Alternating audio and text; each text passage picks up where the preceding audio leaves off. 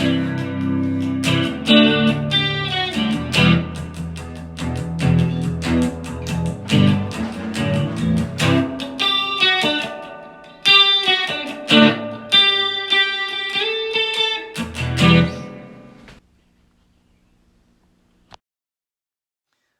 what's going on, guys? This is kind of like a demo thing for my setup in here, and I don't know if we're gonna end up using this room or if it'll just be me, but I wanted to try this condenser mic out, so I wanted to just do a quick 5-minute thing because this was the Giants and Ravens Super Bowl that I brought up. I didn't want to use anything that we were already brainstorming because I figured I'd wait until the three of us could do that.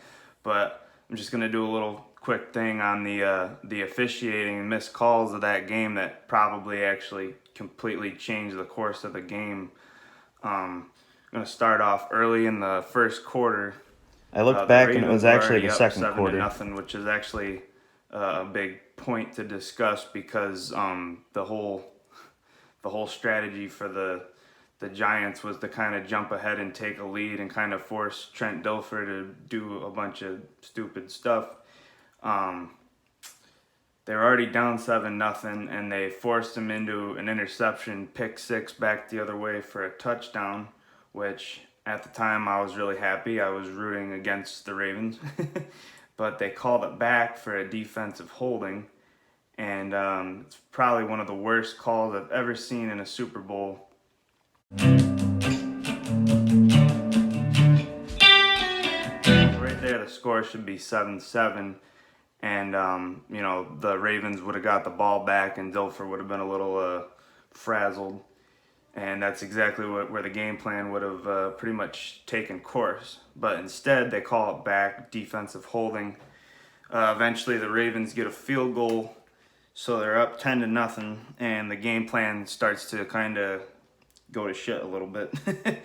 And, yeah, so from that point on, he's able to, Dilfer, play a little bit conservative. They don't really have to rely on him to win the game for him. And all of a sudden now the Giants are playing from behind. And you look at the stats that year from their team. Kerry Collins, the Giants quarterback, he threw for 3,600 yards, 22 touchdowns, 13 interceptions, I think it was. And those aren't bad numbers, but obviously that's not going to, you know, probably get you to the Pro Bowl that year. I mean, it might have. I guess I'd have to check on that one. But the running game between Tiki Barber, Ron Dayne, between the two of them, 19 touchdowns and almost 2,000 yards. So they almost accounted for just as much offense as he did. So they were going to, you know, they were hoping to establish their running game a little bit better than what they were able to, and once you're playing from behind, that kind of goes out the window. So that being said, that changes the whole structure of the game. Later on, I think they're up 24-7, and they have the Jamal Lewis touchdown, not touchdown, where he kind of flips the ball into the end zone. And they reviewed that thing for 10 minutes. I swear to God, I remember it to this day. And there's no doubt in my mind that it's a touchback.